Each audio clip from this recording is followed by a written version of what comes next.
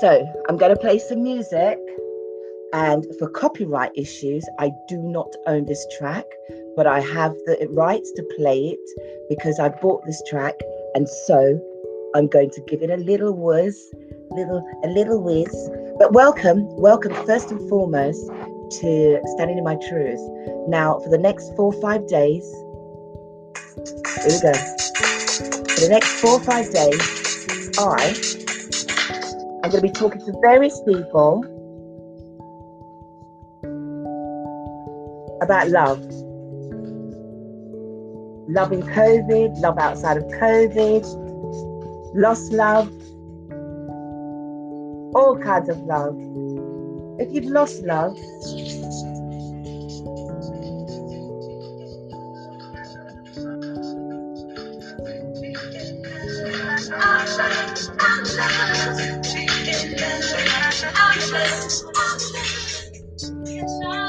so I don't own the copyright, so I want to make sure they don't stop this video.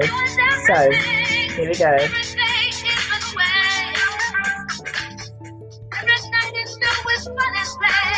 To be in love, and that's enough for them. Good evening, good afternoon, positive affirmations to you all out there. This is brand new. This is not like my normal Standing in My Truth shows.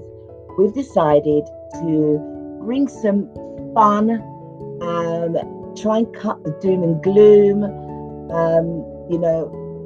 Thoughts are out there to anybody that is going through everything and anything and feel numb and they feel that they want to share, then this is the place to try and find some love. And right now, this is half an hour every day. There'll be various people, apart from myself, storytelling, but I want to bring my special guest on. They are an amazing couple. So remember, this is the Love Zone, love episode.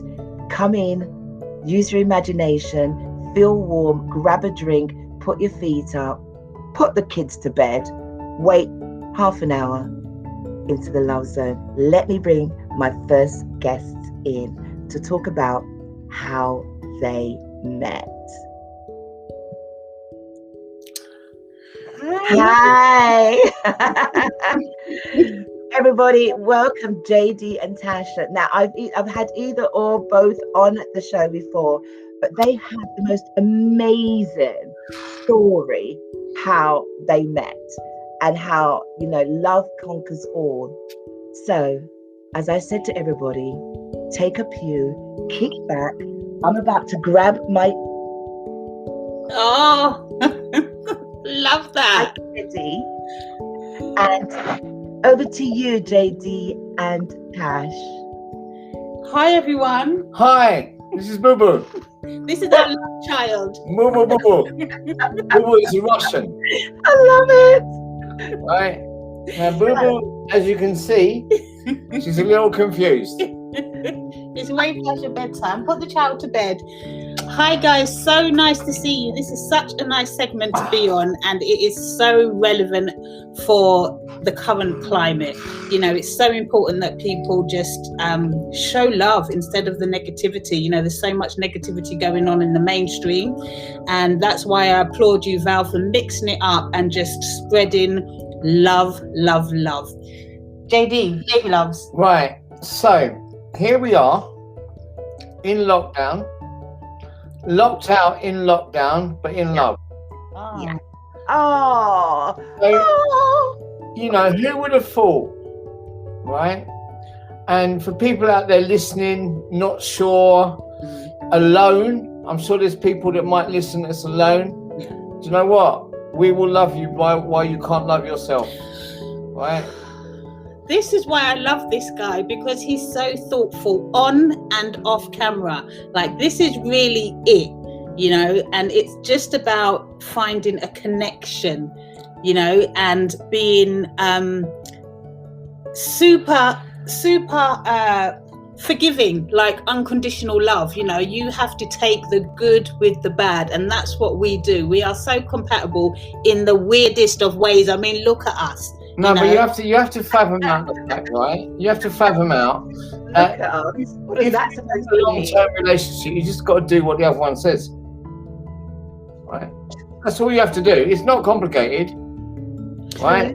And accept that, you know, you go to bed together, you wake up together, you know, and it's what it is. You know, transparency, truth, and all the rest of it. It's really, you know, I feel very sad sometimes for people that I see that are in pain, right?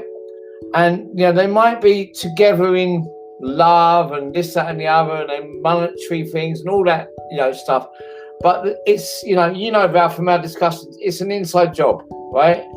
It's the inside that screws you up, right? You know, I don't think in the 5 years we've actually had a crossword. Not one. Apart from that, flowers for it. We won't go into that, but you know what I'm talking about. What? there was and it takes two people to have crosswords. Yeah. Right? Yeah. So providing you got you're big enough to walk away and say, you know what, if that's your stuff, get on with it. I'll see you in an hour's time. Because what I learned a long time ago was that women, when they're left alone after whatever's going on, it's actually more painful for them. And they realize that. And it's very difficult for men to leave women alone, because I was once told, right, if you want the answer now, the answer's no. Right? Give me time to think about it and it might be different. But if you want an answer right now, the answer's no. I think what you're trying to hit on is that you have to listen. You've got to listen. You've got to understand that when someone says enough is enough, I'll speak to you later, right? It doesn't mean let me keep on ringing you. Yeah. Right? Now, you know my background, you know, and I have the personality that says I want it and I want it now. Right? Not interested in the circumstances. I'm not interested in how you feel. Yeah, you need to sort me out first. And that ain't happening. Well, it doesn't happen, right? You know, there's been occasions, and we both know what they are, right? Where, yeah, you know, you got out of my car, slammed my door, and you know what? That's all right. But the biggest thing was getting in my car with chewing gum on your shoes. This is early doors we're going back to. Wait, can we talk about how we actually first met? How did you actually meet? Yes. Well, it was a mistake. Listen, let me clarify that. So, without going too deep into stuff, I was obviously living in Mexico and had come out of a 17-year relationship. And I'd been, in my mind, a very good girl. I've been a good wifey for 17 years. And I was under the impression, as we do, as we go through our rebounds after long-term relationships, that I wanted to be on my own now. I've been in a relationship which is like a marriage for 17 years, and I want to go and explore. You know, and being quite honest with you, I was like, I want to get down and dirty. That's what I want to do. I know that one. Right. And we met, love child number 2. We actually met on a dating site, believe it or not. Wow. What dating site was that? Oh, I can't let you know. Because, no. Do you remember? Yeah, I do. I remember exactly what happened. Go ahead. So there is a dating site. It will remain nameless for now because it's not one of these ones that is like, you know, on, was it Flower, this, that and the other? And I have no clue. Yeah, it's not one of these well-known ones, right? Or not well-known, but it is well-known, but not for the sort of stuff that we're talking about. Listen, we were clearly on there for 2 different reasons. I was on there to have a little bit of fun. And I was on there to have a lot of fun. Okay. Right. The funniest thing is, let me take leader. The funniest thing is when we met, it was simply because I'd been on a few dates and I'd actually realised that I must be out of my right mind. This is really not what I want to do. If I'm having a unified relationship, I want to meet somebody normally. I had a batch, you know, and I was actually coming off of the site. I was on about 3 or 4, you know, and this guy came up. And we kind of just connected instantly, apart from the fact that I said to him, you know, I don't think we're compatible. You look like a bit of a skinhead to me. I think maybe you might put me in the body. Yeah. Oh, no, there was other questions. Am I safe with you? Yeah, that type of thing, you know, because his picture didn't do him any justice. That's the truth. You know, he looked like a skinhead. And I was like, nah, you know. But our first meeting, and I think this is the trait of our whole relationship, is we kind of sat down, and I remember throwing my legs over his armchair because I went to meet him, and you know what she said? I'm going to be a bit late. You're a bit old? Are you going to be up? Like I said, the picture didn't do him any justice. It didn't do him any justice. I was like, we can use have a time in the bed. And then we had this whole journey from East London to Southwest London. Right. I'm getting these phone calls, Val. I'm here. I'm there. I can't find the I can't find it. Where are you? I'm by Harrods. No, you're nowhere near me. I'm like, Harrod, which side of the road? I mean, it was insane. That's the boring stuff. But when we did I think that's funny. I don't care. Tell the story. The funniest thing was I looked out my window and there was this effervescent young woman getting out of a red post box on 4 wheels, right? Because she was in Mummy T's car. I was in Mummy T's car at the time. Okay. And then it's like, I'm here. I said, yeah, okay, so come upstairs. I don't know if I want to. Okay, fine. So you've driven for an hour. Well, the lighting was bad as well, babe. Like I said, it didn't do you any can't see justice. in the light. And I didn't have my bins on as well, so I couldn't. Right. And I was a little bit fearful, big guy. I was like, what have I got myself into?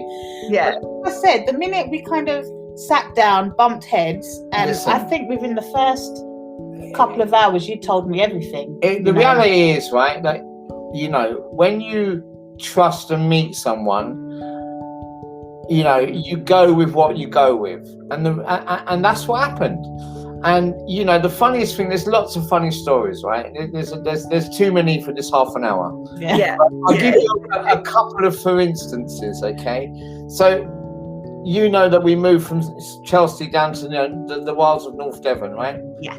So being in Chelsea, you've got to have the big, the big whip, right? Plastic fantastic. And you've got to have, it's got to be new and it's got to be perfect.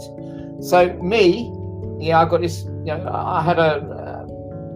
I had a great Mercedes, right? It was one of them ones that people go, wow, everywhere I went.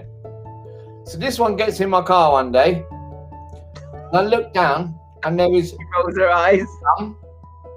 Chewing gum ingrained into my leather floor mats, which were diamond cut. And I'm like, okay. Babes, you acted like it weren't no thing, but I saw the vein in your neck pulsating. And you know the other thing that happened, Val? Right? I actually managed to get it out. She's looked at me, how have you done that? And you know what? I learned a long time ago that if you use the same chewing, I said, give me your shoe. Right? Cray. Give me your shoe. So she gave me a shoe, and I said, okay, let me take this chewing gum off. I took the chewing gum off of there. Okay, and if you use the same chewing gum, it will take it up. Right? And it just cleaned the whole thing in one go. So you see anybody, if you got chewing gum that gets stuck, use the same shoe to get it off. There was many funny stories like that. Obviously, we obviously cream our skin, and what about the leather seats? So the first time I went to pick Tash up from her, she was at her mum's, right? I get this address, E17 5, and I won't repeat the rest of it because hanging at Mummy T's door, right? So I turn up in Walthamstow, okay, and I'm going up round and around this estate. All right, it's like all the houses right in the road. Yeah, they're like a little muse. Yeah, sort of thing. like a little cul-de-sacs, and I go to the street. Yeah. Can't be the gaff. So I drive down, I'm looking for the number. I see the number, and all of a sudden I see Mummy T's head come out the window with the curtain. This one comes down the stairs looking absolutely ravenous. Ooh. She'd skinned. She wanted what's named all your legs? Oiled up all my legs. So she sits in my car, my Napa leather seats. Yeah. Oiled. Oh, that man. I'm so nervous, right? I don't even know where to go. I end up with a fine. Ticket. No, a fine for turning left when I shouldn't do. I'm just so nervous, right? I'm going back to the Let's go and eat. All those conversations. But you know what? When you two got together, when you were, like the first date, what was the conversation? I mean, you said that you got on like a house on fire, even though it's like you say you're chalk and cheese. What was like, how did you feel? Was you nervous, Tash? I know that he says he was. He did. I took a hostage. We literally sat down and it was almost like maybe he had a lot to say and hadn't had the opportunity, and I had a lot to say and hadn't had the opportunity. And when you remember our original mission, let's keep it real here, was just to have a little bit of fun. All right, we're all Right. and that kind of went out the window, and that's how I think we are together today, because we had an instant conversational connection. And like I said, you know, where he's coming from. He told me his truth, no pun intended, and it was ours to just talk things out. And that's where I felt beautiful. Yeah, that's what that hadn't happened to me before. You know, as you're a kid and you're growing up and you experience things, and it's all about trying to woo somebody and look. But then we had good in somebody's eyes. all the other stages, meet the parents and all that. Well, not that. Remember when you had the episode where you were a bit sick. All right, so. You know my footballing history, right? Yes. So, I was invited. Millwall were playing at Wembley in the playoff, either the finals, either semi-finals or finals, right? Get to it, babes. This is why they're still together. Anyway, the fact is, right, the night before this event, right, we went out and I think it must have been muscles or something. Went to bed, right, and you know what? I actually projectile vomited in my bedroom. Sorry for anyone that's having dinner at 6:45. Right, that's all right. So this one decided, am I staying or am I going? Do I help him or do I run out the door? Right. She stayed. These are the moments that are... They define. Yeah, they and shift, So the following day, I went to Wembley. I was on the touchline this Saturday with my dad, and I was great. I looked great. I couldn't walk. But I went, and I remember my dad said to me, what's going on? I said, yeah, that's it. I found the person. That's it. I'm not looking nowhere else. That is it. I'm done and dusted, right? And he said, well, who's this person? And I think I might have rung you. And it was before we even we didn't WhatsApp. I had a funny story with texts. Can you imagine? Yeah. So listen, when I first met Tasha, bless her, she had a couple of phones. And the phone that you were using was one of these old school Nokia. Well, remember, I was coming from Mexico, and the material. And do you know what? She actually ran out of space for the amount of texts we were sending, right? Yeah, well, you were sending a lot. And she said to me, are you okay? And I said, why? She said, because none of your texts make any sense. Listen, I could sit here for hours. Oh my God, your story. So you're both. What I guess is that it was the instant connection, communication. How long have you been together so far? Well, I was just asked how long have we been together. I couldn't quite remember if it was 4 Can you imagine? I can't quite remember. It feels like a lifetime, right? An easy lifetime. It doesn't actually. It does for me. It feels like a lifetime that I have. Oh yeah, that's the other thing. Do you know what she said a few weeks ago? It took me 3 months to really understand that I loved you. That's a long time for me. 5 years ago. Yeah. But what was that epiphany? What made you come to that epiphany, Tash? Straight away for me, it was the communication. I've always had a problem because I've had long-term relationships, but I've always felt unheard. And I went straight in and I'd said to him, look, I'm coming from this space. I've been in a relationship for 17 years. I'm not looking for another marriage. I want to have a bit of fun. And these are the things that really ag me from the get-go, wasn't it? And that was, I really feel that I've had a problem. And I know it's some of my own stuff that I feel very unheard. As long as we can communicate, we are good. And that was where I was coming from. That's the truth, and it was easy for me to fall into place because there was no jacket, there was no glove to try and fit into. It was just seriously, it sounds so cliche. Some of the other funny... it's beautiful. It basically, you just came as one. It was like and you also, together as one. Yeah, but also because he has substance, he has substance where he's coming from. He's turned his life completely around in his own story. And it wasn't like just one of those fly-by-night relationships. It was like I was really interested in what was going on. And the fact that he was, if you don't mind me saying, 14 years clean at that time or something like that, 13, 12 years clean, whatever 17, it was. So it'll be 12. 12 years clean. So I was really interested that here was this guy, all these years, over a decade down the line, and still giving back, mentoring. We were still going to meetings. He introduced me to meetings, and I was skipping like I was skipping to school, because I had my own inner stuff going on. So it was relative to me, but in a different way. So there was a connection that it wasn't sexual. Don't get me wrong, we're connected, but it wasn't that immediate, because that's what a lot of relationships are about, isn't it? It's about the sex. Now let me finish. I totally agree. That was one of I did that in my podcast show today. Yeah. We mistake lust for love. Yeah. And that's a mistake. That's what I thought. Remember, I went in thinking, I just want to have a bit of fun now. I don't feel like I've had so much fun. I want to go in and have fun. But the creature comforts that I love, the sharing, the caring, the communication, it's almost like that cliche when they say, when you're not looking for it. Sometimes you also get overprotective, right? I'm a very protective person, right? She goes, no, it's, I see some stuff going on and I go, do you know what? You shouldn't be doing this. Or this person shouldn't be doing this to you. And then, but how do you take that on board, Tash, when he does get protective? It's awful. Are you good with it? Are you fall into line with it? Is that how you? Absolutely not. And that's she'll do what she needs to do, right? What she wants to. But the fact is, it doesn't stop me being protected.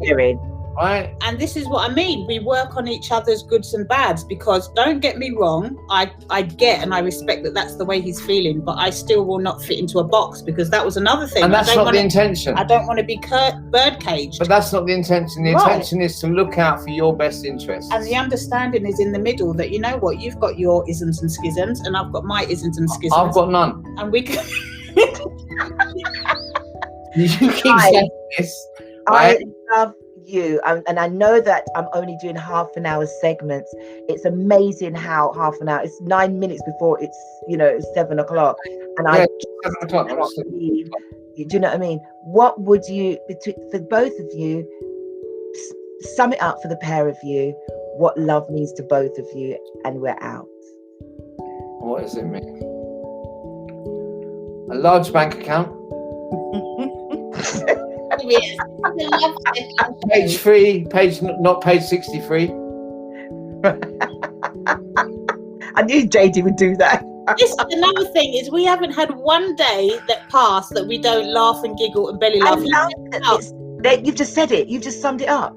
Yeah. There isn't a day that there isn't laughter. You gotta have fun.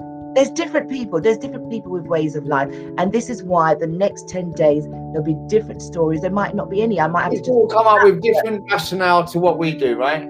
But the reality is that for longevity, a bit of honesty, right? You have to understand the other side of the fence. As I said, I don't think we've ever had a crossword. We've certainly never argued more than 5 minutes.